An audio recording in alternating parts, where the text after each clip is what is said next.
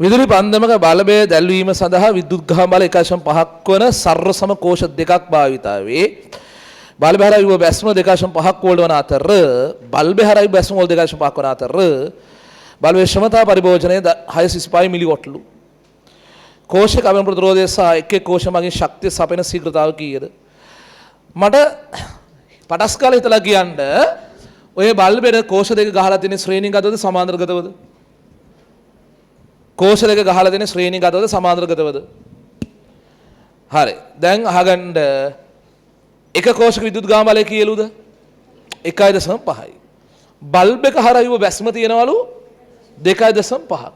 එහෙනම් දුව කීයලත් ඔය කෝෂ දෙක ගහලා තියෙන සමාන්තරගත වෙන්න බෑ. ඇයි දෙයින් 1.5 දෙන්නෙක් සමාන්තරගත ගැහුවත් ඒත් ලැබෙන්නේ කීයද?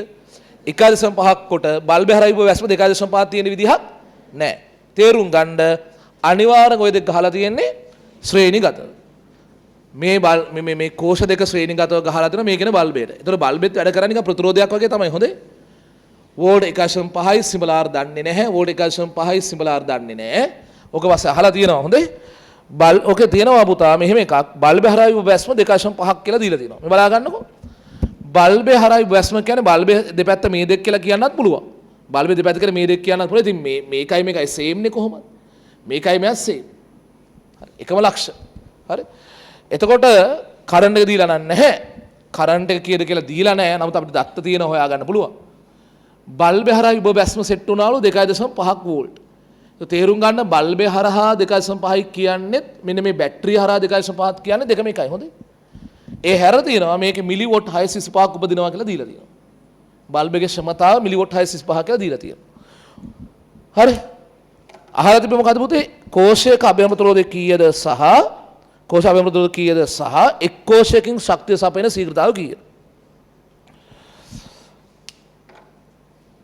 දැන් පුතේ අපි විද්‍යුතය ඇත්තටම කියනවා දැන් ලබන සතිය එහෙම කරා කියන්නේ මැද අද්ද ලබන සතිය කියන්නේ මැද හරිය වගේ. ඉතින් පස්සේ අහින පට්ට ලේසිරියක් එතනින් තියෙන්නේ. දැන් කියලා අමාරු නෙවෙයි මං කියන්නේ. පට්ටම ලේසි ඉතින් පස්සේ දැන් මේ හරිය ඔයාලට හිතන්න පුළුවන් ගානට හැදෙන්න ඕන ළමයෝ. මම්ම හදලා හරියන්නේ නැහැ.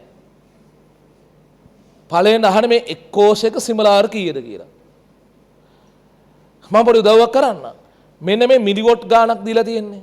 මේ බල්බ් එකේ ක්ෂමතාව. ඕකෙන් අපිට ගන්න පුළුවන් ලොකු ප්‍රයෝජනයක් තියෙනවා. පට්ට වැදගත් බහුතික රාශියක් හොයා ගන්න පුළුවන්. මොකක් වෙන්න ඇද්ද?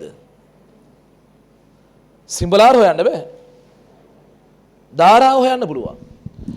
ඒ කියන්නේ මෙන්න මේ බල්බයට අනේ මේවා ලියන්න හරිද? බල්බයට P සමාන VI දාලා බැලුවොත් බල්බ් එකේ ක්ෂමතාව 625 මිලිවොට් කමක් නැහැ.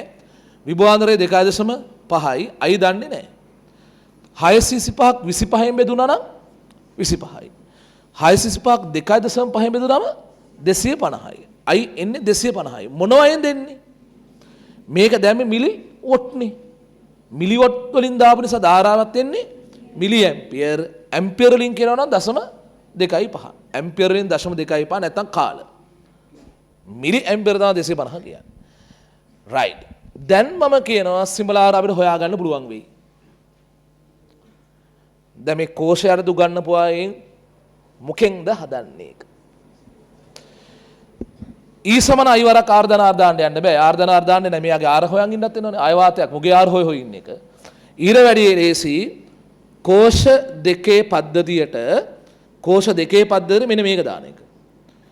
දුව අන්තිමට කෝෂ දෙකේ මෙන්න මෙතන දෙකලවලට ලැබිලා තියෙන වෝල්ට් 2.5ක් දෙකක් ගත්තම 1.5 එකතු කරාම මේක වෝල්ට් 3ක් වෙලා එන්නේ. ශ්‍රේණිගතයින් එකතු කරන්න ඕනේ. අඩු කිරීම කරන්ට් එක 0.25යි. සිම්පල් R ඒවා දෙකත් එකතු වෙනවා. ශ්‍රේණිගත කර ප්‍රතිරෝධ දෙකත් එකතු කරන්න ඕනේ 2යි සිම්පල් R.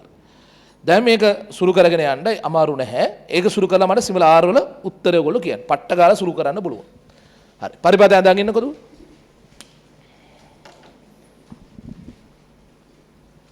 right. ඇඳ ගන්න ළමයි.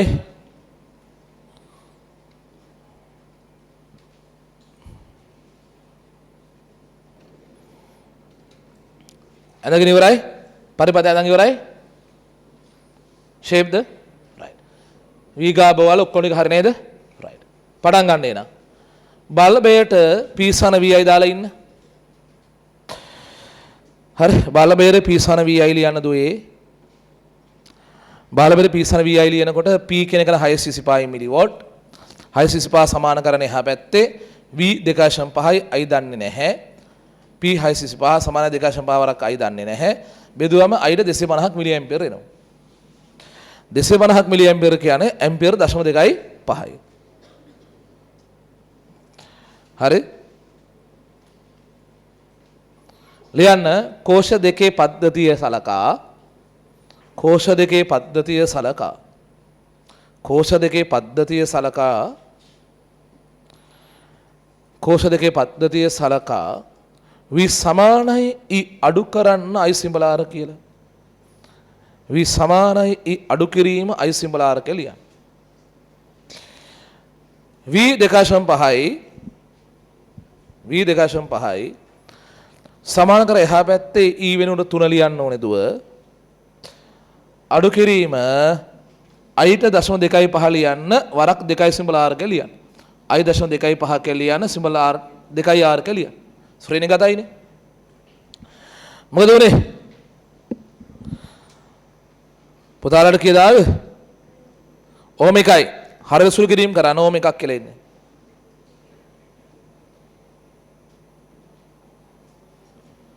හරි මේක සුළු කරා නම් ඔයාට සිමලාර්ට ඕම එකක් ඒවි. හරි ඊළඟ කොටසට යන්නකෝ. එහි තව කොටසක් තිබුණා පුතා.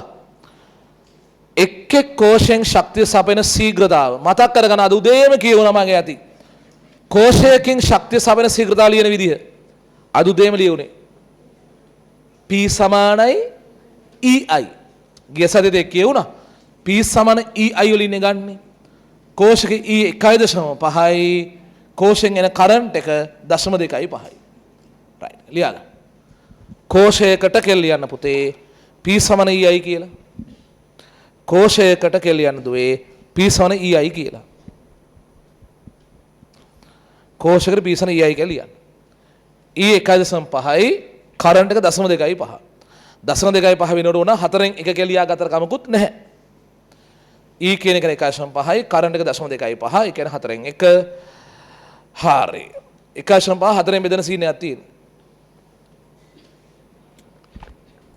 හොඳයි ළමයි 0.375ක් එනවනේ 1.5 4න් බෙදුනම 7.75 දෙකෙන් බෙදනවා 0.375 0.375 වොට් 0.375 වොට්